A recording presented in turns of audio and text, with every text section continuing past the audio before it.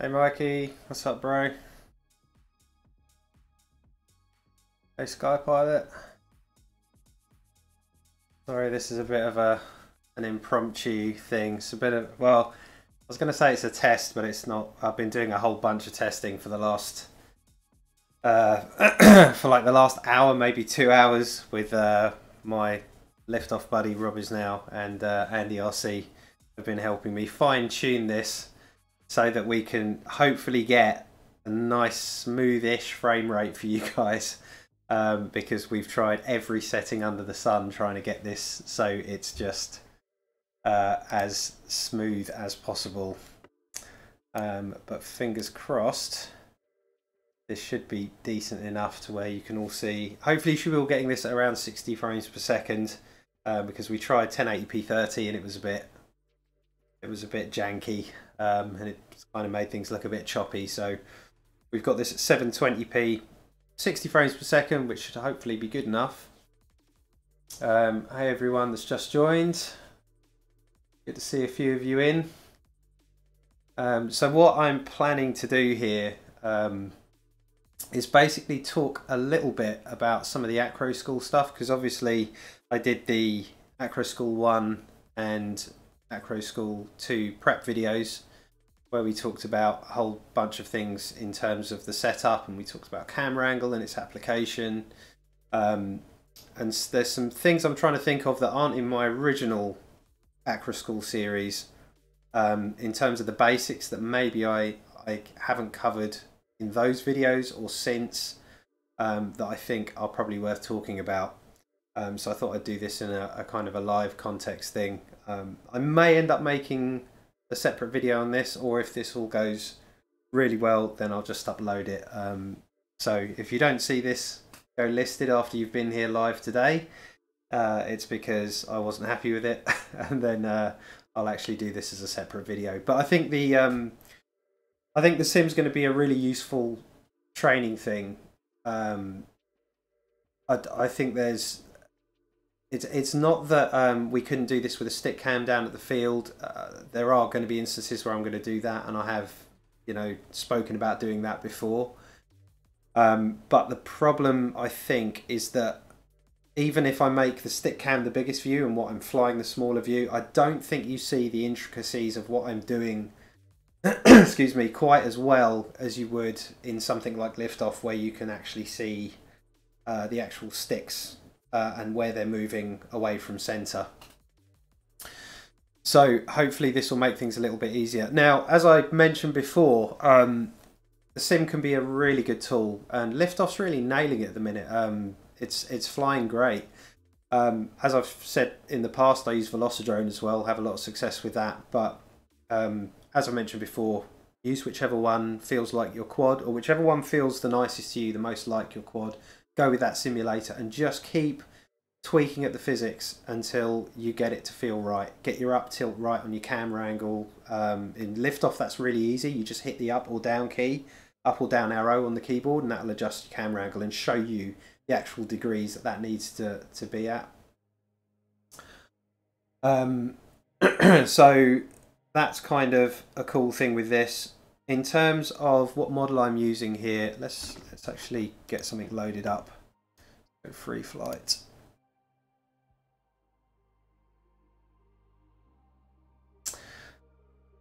Rumor has it that the LiftOff devs are actually working hard on some new physics. So hopefully we'll see some improvement in the physics. That's always the thing, trying to get these to feel like the quad. For me, it's always been the drop. It's always, everything always feels just a little bit too floaty, and I think that hopefully is, well, from so I've heard, there is something that is one of the aspects of what they're looking at in a future physics update. So let's just go to. It's the one I'd quite like to.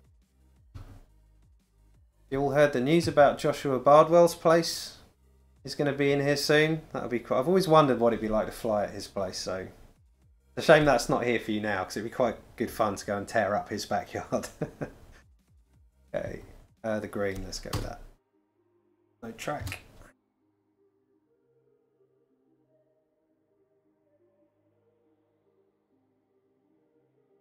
Hey Justin, but there, finally my inverted yaw spins do not feel pure luck. Did my first last night and perfect couple on the other day. Great man, good to hear that. Okay. So this is my copy of LiftOff, whatever that particular model's meant to be. It's just a basic X-frame. I think they're like the T motors, and the props are 50-50 or 50-48, something like that. Just mess around with those until, again, just until it feels like your quad. Let's go with that guy. Hopefully for any of you guys that were there last time, hopefully my audio is significantly better now. I'm actually using a proper little condenser mic, so that should sound better. Okay.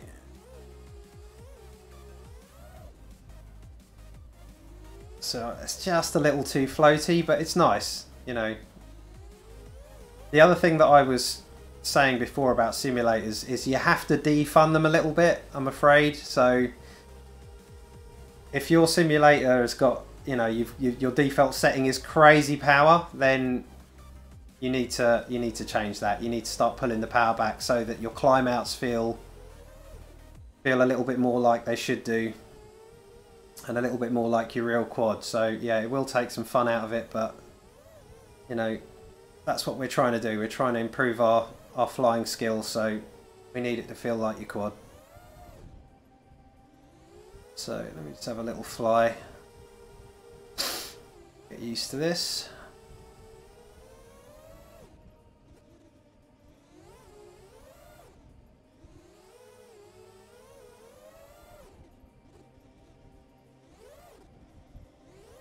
This doesn't feel too bad. It feels quite close to the rates that I like. Don't expect the numbers to match either, because they won't, probably.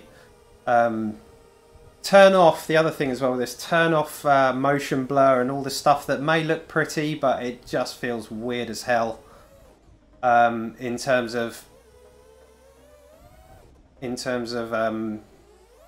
graphic settings. Just make it so that everything's really easy to spot when you finish your spins. There's no weird motion blur or anything that might just look odd.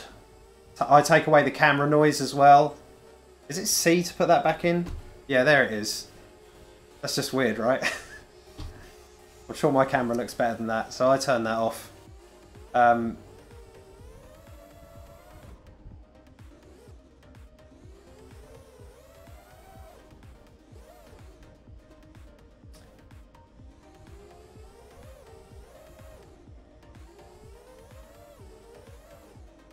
You notice my inability to talk whilst doing any kind of crazy acro, so I'm really sorry if I just shut up for a minute. Okay, I'm just going to do this because it's funny, but if you go into the sprinkler, that's what happens. Yeah, Rob, yeah, F for the fisheye, yeah, you can turn that on. I'll show you what that looks like. I don't know, I can fly it. Let's see what it's like.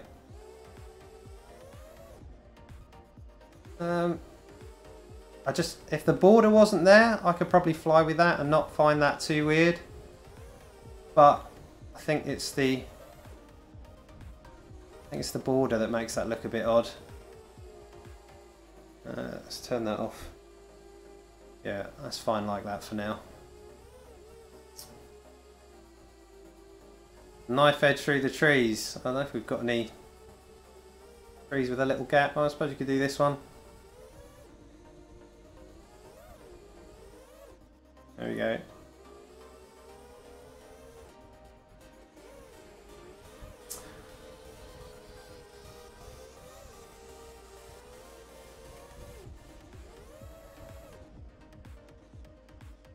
See my head tilting around all over the place as well. Try not to be too distracted by that. I'm going to look an idiot. Right, so there's a fair few of you in the chat, so I'm going to get started talking about some of the things I wanted to talk about. Now, when I talk to a lot of people beginning, or when I speak to people that ask me to look at their footage in terms of their kind of general cornering and how they're flying, I get a lot of comments about how do I get to fly so that I'm really smooth. Well, the first thing I'll say is you're probably doing too much. If you'll notice looking at my stick cam, as I'm flying very smoothly, I don't know if you can see just how much I'm doing. And often I'm doing this, I'm doing nothing. Like if your quad's well tuned, you'll get that. You'll get this perfect tracking, beautiful, well-framed, movie-esque style picture, which is kind of what you want. So try doing a little less. Now the other thing that's really important here is that multi-rotors have more in common with helicopters than they do with planes. Once you're flying in a straight line like this, once you're in transitional lift and you're actually moving, then you have more of those plane-like controls available. But generally speaking, it's more akin to how a helicopter turns, especially at low speed. Where that's going to differ is you're going to have to do a lot more with the yaw than perhaps you would have done, especially if you're someone who's flown planes before, or RC planes, or maybe you've had to go in a plane simulator. I think most of us have done that, or even a plane simulator game, anything like that. You kind of get, normally when you take a corner, you'll bank over and then you'll just pull. Now the problem is that doesn't work. Your speed washes off, and you just kind of fall out knife edge in a multi-rotor, much like you would in a real helicopter. So you have to, basically what I do is I suggest you start the turn with your aileron, so the roll stick. So I'll start by turning with that, and then I'll immediately follow with the yaw. So let's say I want to do a turn to the right, I'll turn with roll and then the yaw will follow. And then I'll keep those two things in quite a consistent place. And again, keep watching what I'm doing with the sticks. I'll keep those in a consistent place and a consistent bank angle. So those two things are very much coupled, and then straighten out and there's yaw is off. So same, if I want to go left, I'll start the bank and then yaw will actually bring me round. And this is, if you were ever to learn how to fly a real plane, this is one of the things the instructor would say to you is flying coordinated flight, which is where the aircraft is in a coordinated turn. And to do that on a plane, you wouldn't have to put the rudder in, but on a helicopter at a slower speed, certainly, where it can't weather vane, and in a multi-rotor for our application, you do have to put the yaw in. So this is the first thing that I find a lot of people have trouble with, is they just don't put enough yaw into their turning. The other thing is altitude control. Now, there may be another thing that people will do that I notice a lot is far too much throttle control. So far too much of this, and they'll push down and they'll, you know, rev the throttle about, and they'll be disconnecting your pitch and your roll and your yaw. Everything will be one thing at a time. So I'll do some turning and then I'll do some yaw, then I'll nose down and then I'll add some throttle because it sounds cool. And this is, none of that is any kind of good habit. If you look at everything I do, it's always at least two things together. Two controls are working together at once, if not three or four. So you're marrying all these things together. It's actually quite a lot to think about. So don't stress if you can't do it at first, or if you think your turning's ugly and you want to improve it. This does take practice, and the simulator is a great way to start. Someone there I see mentioned altitude control. How do you keep turns and maintain altitude? So this is a really good thing to talk about, because when you're turning and you're in forward momentum like this, and the quad's in, as I mentioned, transitional lift, you actually don't have to do nearly as much with the throttle as you think. And I'll give you an example of this. This is one way that you can manage your altitude without touching the throttle at all. So I've got the throttle just under halfway, and I'm now going to leave that. I'm not going to touch the throttle, and I'll show you. So here, I'm going to use my forward pitch to control my altitude. So if I look like I'm sinking a bit, I'm going to pull back a little bit. If I'm starting to climb a bit, I'll push forward a bit. And then I'll still use my roll and my aileron, my roll and pitch to turn. And then if I'm sinking a bit, I'll just pull back a bit. If I need to nose down a bit to lower a bit. And you can change altitude considerably. Look, if I pull up and then go nose forward, look, we're now up at treetop level. I haven't done anything with the throttle. Throttle's exactly where it was. I want to lose altitude, I'll drop the nose and then I'll back it up. So the whole time you are just trying, as a good exercise, to keep the throttle pegged in one place and see if you can actually manage staying at the same altitude. Now, the other thing that I hear people say is that why do I gain so much altitude in a corner? So if you're doing that in a fast corner, that is, yeah, Justin's put kind of a balance. It's totally a balance, totally a balance. So if I'm going into a corner, let's do one with a bit of speed. Let's do a corner around one of these trees here. If I stay too flat and I corner, we've just gained a load of altitude and I've had to back the throttle off to come back down. Now, if I do the same thing, but this time I bank a little harder,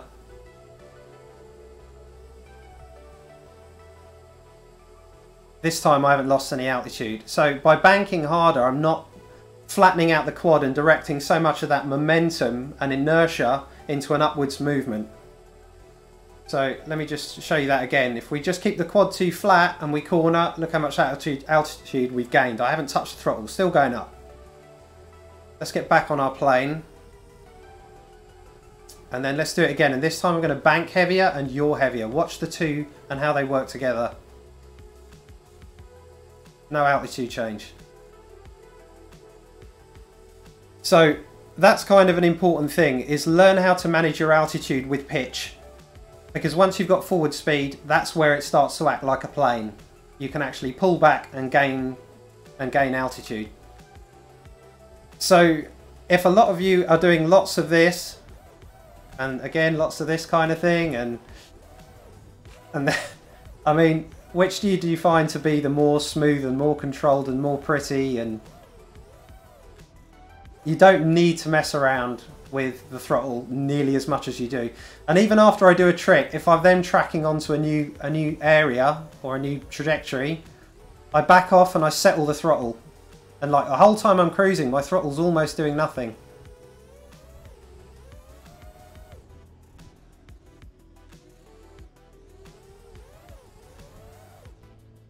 So we're going to go down, and then we're going to cruise again.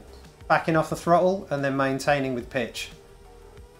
And if you want to go fast into a corner and fast out of a corner, then what you have to do is basically slingshot. And you're going to actually add a little bit of throttle as you take the corner. But because you're adding throttle, you need to bank harder. Because if you add throttle and the quad isn't at enough of an angle, that half of that angle is going to be in thrust that's going to propel you upwards. So with no throttle adjustment, I can take the corner at kind of that speed and that angle. The more I increase the throttle, the more I have to bank to keep the quad down. And then that's the effect. So if I was actually going towards a tree that I want to corner around, you really have to point down to stop the quad lifting. To keep the nose down, and this will neatly bring me on to the subject of cornering and orbiting. So I think this, let me just land for 1 second, because you'll notice my speaking is super disjointed when I'm flying. Literally, my brain is processing flying and then it's stopping and processing speech. So sorry I'm talking like that. It's much easier if I'm doing one or the other, but I'll try and do both. I'll get better at this, hopefully. But let me talk about the yaw and how there's different components of yaw and sighting the thing that you want to corner. Because these things are really integral to some of the more advanced freestyle maneuvers, which hopefully will get you all graduating onto. And they all start at this base level, doing this very basic stuff. So let me just get up here and we'll go and... There was actually somewhere here, there's a car that I found. You know the white car that... I can find it. Just peg the throttle. If not, I'm just gonna pick a tree. Oh, there's a car park around here. Oh, there's a fountain. Oh, I know where it is.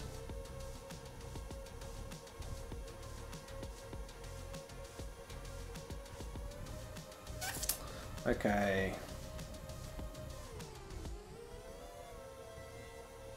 Hopefully it's here.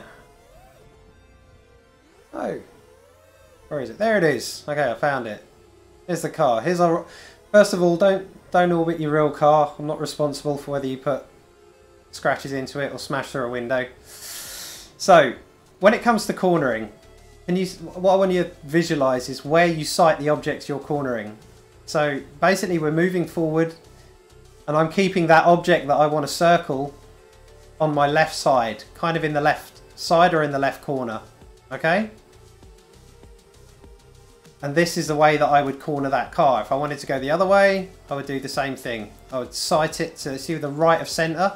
I've got it right on the edge. And this allows me to orbit the car as if I'm taking a corner. Now this on its own is a great exercise in cornering, in making a smooth circle and in altitude practice. And again, look how the yaw and the roll are married. You can see a little bit of back pitch. Imagine you're going round the sides, the inside of a dish. That's what you're trying to do to get a coordinated turn. Now, before I make you all super dizzy, let me just show you how you can develop this as an exercise. So the next thing to do is then move the object that you're orbiting into the center of your field of view and then flatten off. I'm going to flatten off my roll, and now you've got that classic Mr. Steele style orbit. But you can see the car's much more central to my field of view. Okay, once again, keeping it on the left hand side as I do a left orbit is like me taking a corner.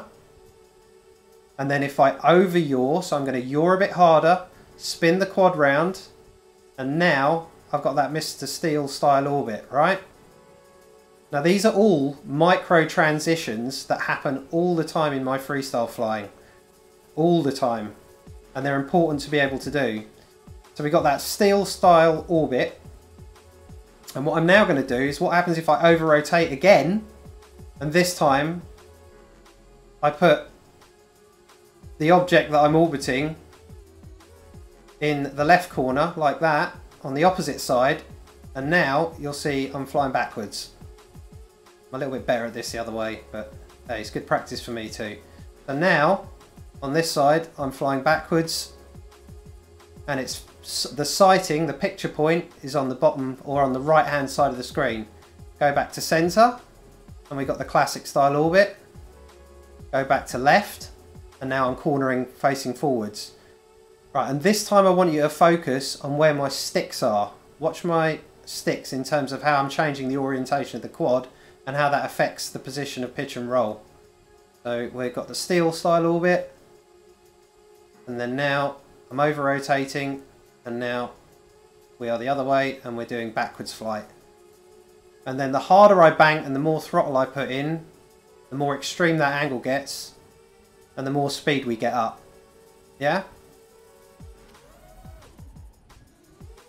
And what are we doing? Are we doing left there? So yeah, let's do it right now. So everything you do, learn it both ways, because you've got a weak side. I know you have, you know you have. I've got a weak side. So keeping it on the right hand side this time, orbiting to the right.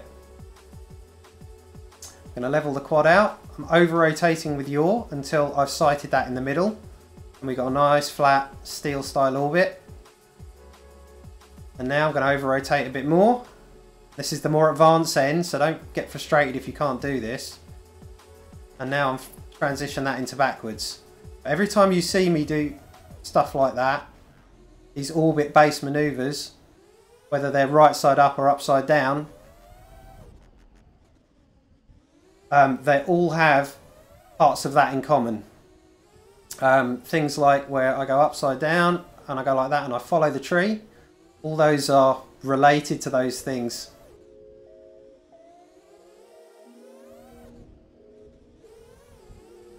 So that gives you some ideas for practicing orbits and some food for thought about altitude control and how it's not all about its throttle position. Okay? Altitude control can be done a lot with pitch, and you ask racers, people who like properly hardcore race, the throttle is only one component of that race. The pitch is a very important part of it too.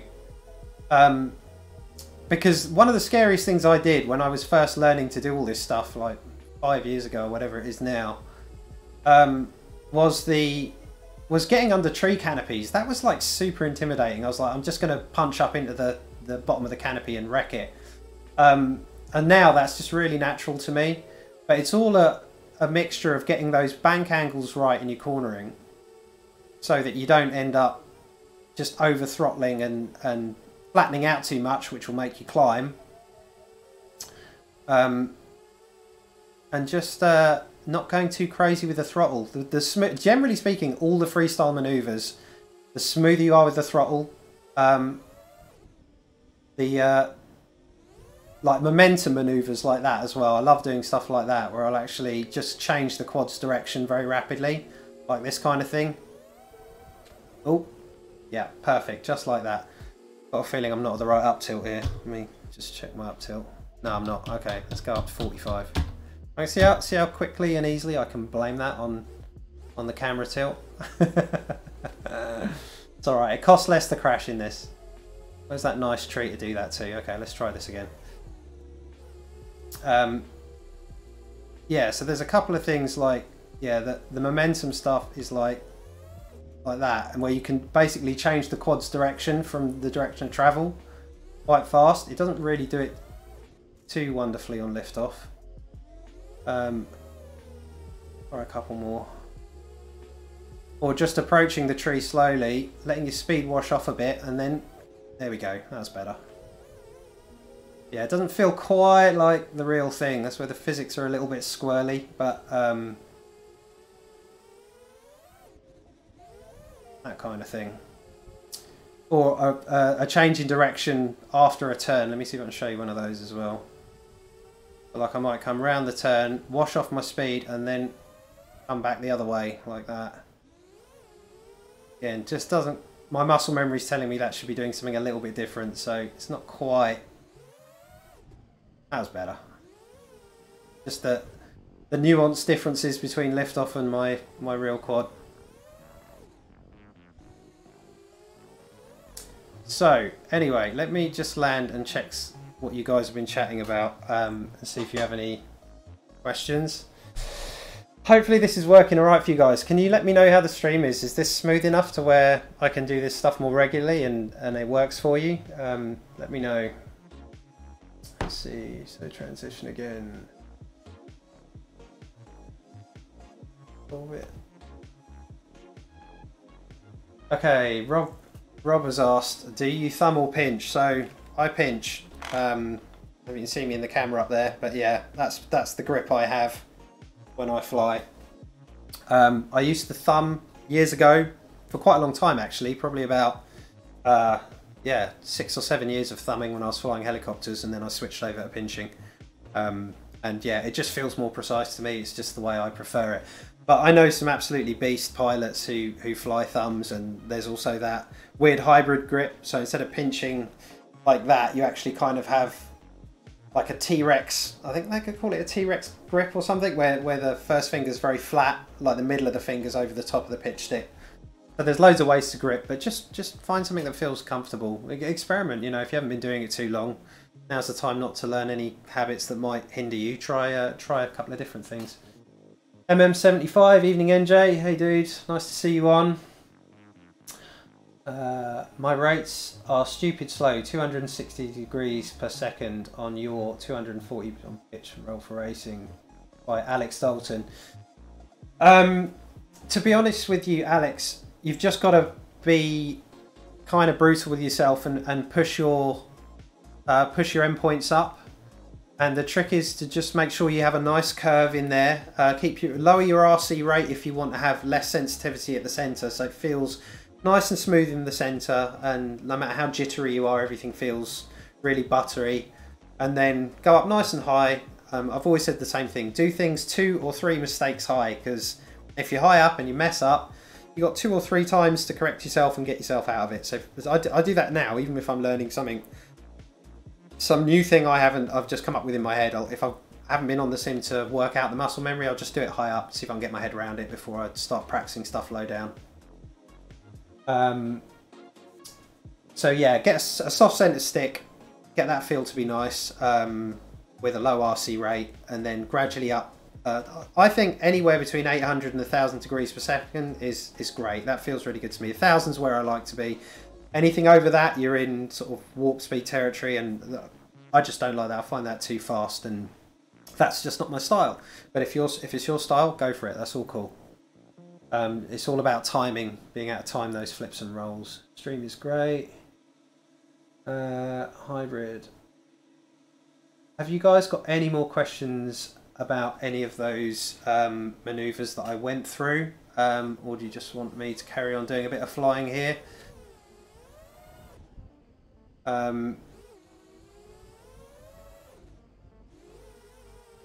Got the old that's quite a nice one.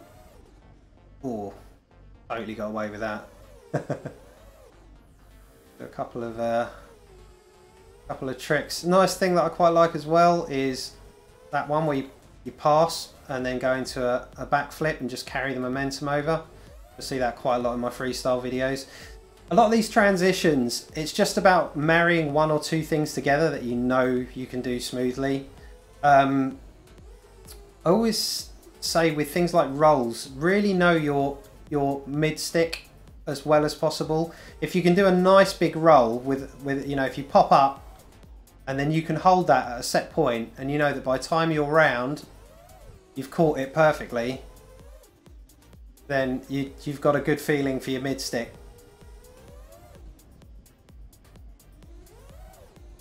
Whoops, dropped a bit there. So yeah, just make sure you've got some mid stick information, because everyone does the usual thing when they're starting with rolls, which is to panic and just do that, the whole snap speed thing, which is fine, but I just don't think they look very graceful. So I tend to try and make them look a little bit smoother, because I just think they flow a little nicer.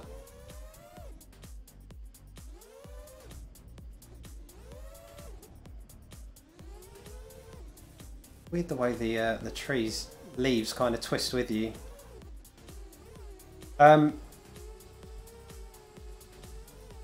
So yeah, let's just land, check some questions. Should you match your expo, yaw and pitch and roll, like 30-30 expo? Okay, that's an interesting one. I like my yaw to feel kind of different to my pitch and roll. I like my pitch and roll to feel the same, but there's a certain amount of direct feel that I need from the yaw, and I really hate it when the yaw feels soft. So in other words, if you go upside down or right side up and this just feels soft as hell, I hate that. I need it to feel more responsive, so I tend to drive my P term quite hard on yaw, just to get that to feel a little bit more connected. Because yeah, I just find a soft yaw just doesn't work very nicely, especially for maneuvers like this where I'm going up and then doing a yaw spin and then coming out the way I came or the direction of travel. Let's do another one. Stuff like that. I've got to have a really tight feeling yaw. Do one more. Like that. So yeah, things like that. Already inverted yaw spin.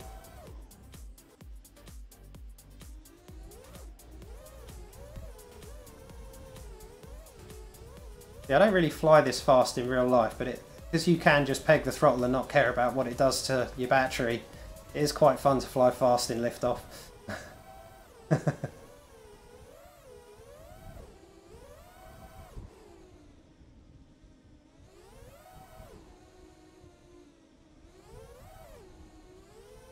This is quite a nice manoeuvre as well, is to go up as if you're going over and then come back the way you came. Like a rainbow, I guess. Do that one more time for you. These are all things I can eventually break down, but I'm going up as if I'm going to go over it, and then I actually just come back the way I came. It's a little bit scary to do that manoeuvre on the actual quad when you're doing it, because you're staring at sky when you punch the throttle to pull you back the other way. And I have got it wrong before and just piled into the ground. But this is a perfect place to practice stuff like this. But yeah, up and down arrows in LiftOff is how you change your camera angle. So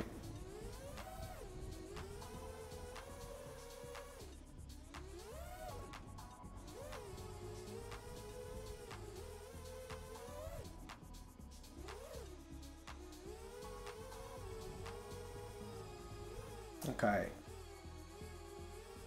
But yeah, that transition as well that I was talking about earlier, same thing, I can set up in exactly the same way and then propel momentum to another direction. Obviously it helps if you know what's in that direction so you don't crash into stuff. But yeah, I really think that's a good exercise, the learning to go round the tree, learning to flatten off to that steel type orbit, and then when you're feeling confident with both, turning it into reverse flight. Because all of those things will be foundation components to some of the harder maneuvers. All the hard maneuvers have yaw involved, I'm telling you. Yaw is always the one that makes stuff difficult.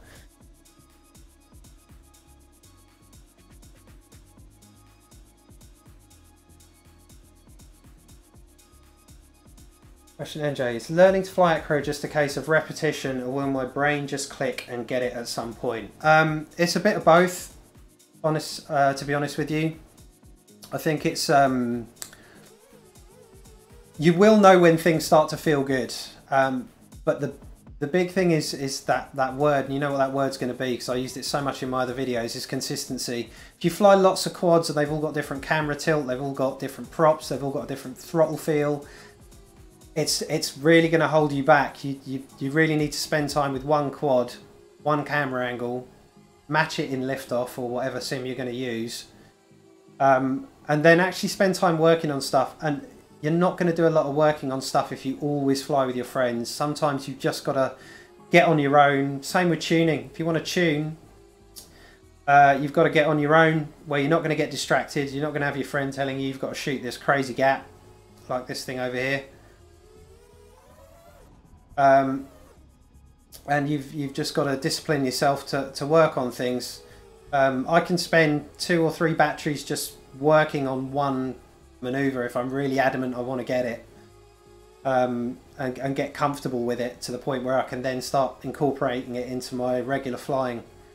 So yeah, stuff like that is definitely gonna happen.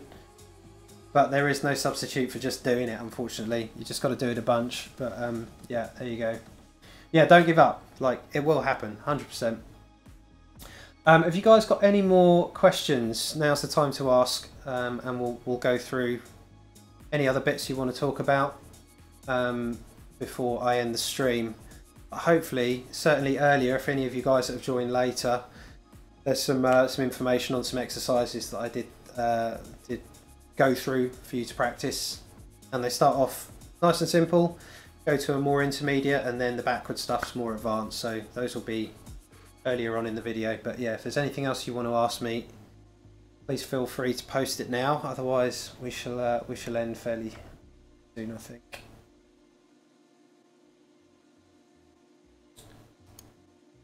Trying to see if I've missed anything. I've also got a couple of my friends monitoring the questions.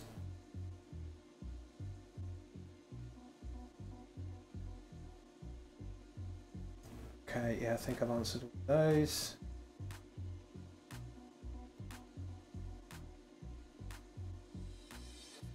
Okay, well, I think we're probably good in terms of getting you guys some stuff to have a go at. Why do I lose altitude quick on inverted yaws, asks Mikey Dread. So basically, one of the downsides of yawing fast is the fact that the way a quad is yawing, it's a torque differential. That's why you've got 2 quads in opposite corners turning in the same direction, but they're opposing directions. Is that 2 of the motors in opposite directions, in corner to corner, so diagonally, both those props are spinning the same way. When you want to yaw a certain direction, if you want to yaw left, those props are spinning clockwise, so that the counter torque of those two spinning up very high will cause the quad to spin left. Now normally that's in equilibrium with the other two props, so when the quad wants to stay dead straight, both sets of props, clockwise and counterclockwise, are spinning at the same speed to counter out each other's torque to keep the quad straight.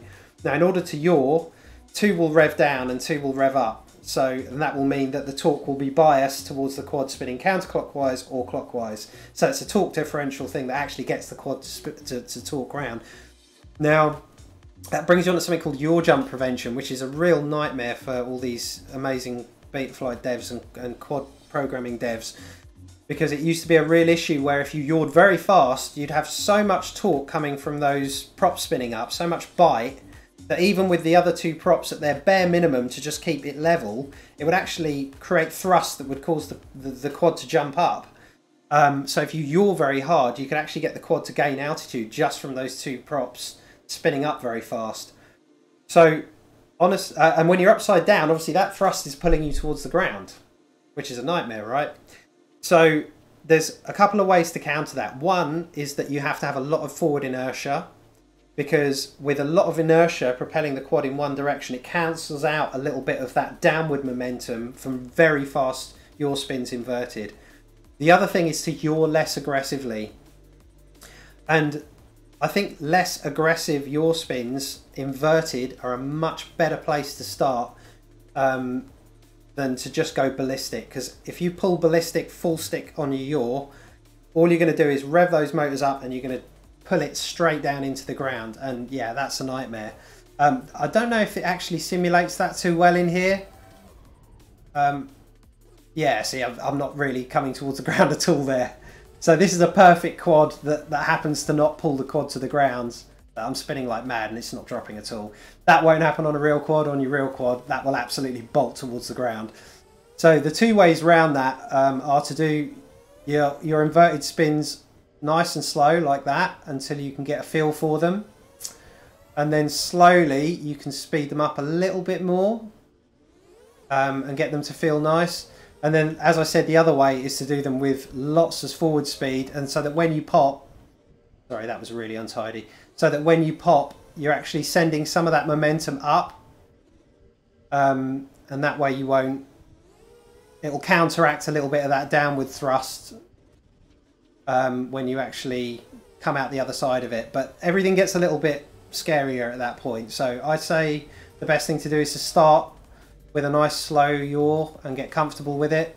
Learn how to stop so that you can carry on in the direction that you started in, like that.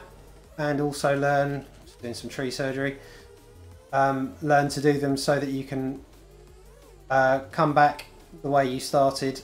So you can do like a end up 180 like that, so you end up coming back one way, or yeah, as I said, you could just do the, yeah, this doesn't feel an awful lot like my quad. Let me try another one.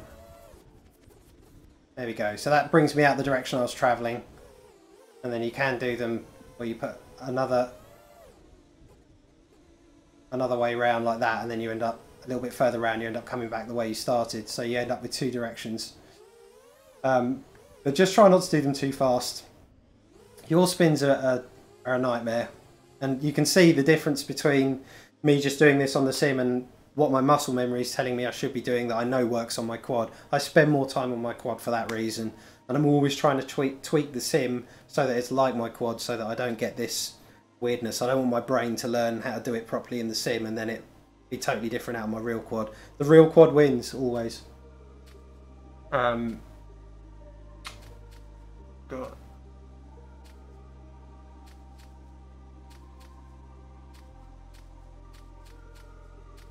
Okay.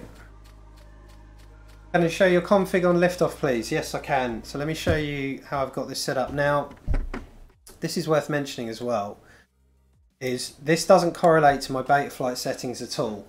But in terms of how the quad feels, this correlates to how my quad feels. So don't think that putting your numbers from Betaflight into this is going to give you the same feel as your quad in real life. I found from this it doesn't at all. I didn't actually touch the PIDs. They feel fine just the way they are. But that's where my RC rate, Super 8 and RC Expo is on all those things. You'll notice my RC rate is a little bit higher on yaw. And that's just to give me a bit more fit of a direct feel from centre stick. I don't like the centre stick being too soft on yaw. So that's why I tend to run that a little bit higher. But if you need if you input those in to your quad on LiftOff, then you've got a rough idea of how I'm flying. And in terms of my up tilt, let me just go back. I think I was running there 45 degrees of up tilt. But yeah, it's just up and down on the arrows to get that to feel the way to feel like your camera. Okay, so I think I'm going to end it there. I've rambled on for long enough. Hopefully there was some cool stuff in there for you guys. Thanks for sticking around and hanging out with me, and I'm glad the streams seem to be nice and smooth from what I'm hearing. So yeah, I'll see you guys in the next one, and we'll hopefully get some more time to do stuff like this. So yeah, thanks again, and I'll see you soon. Okay guys.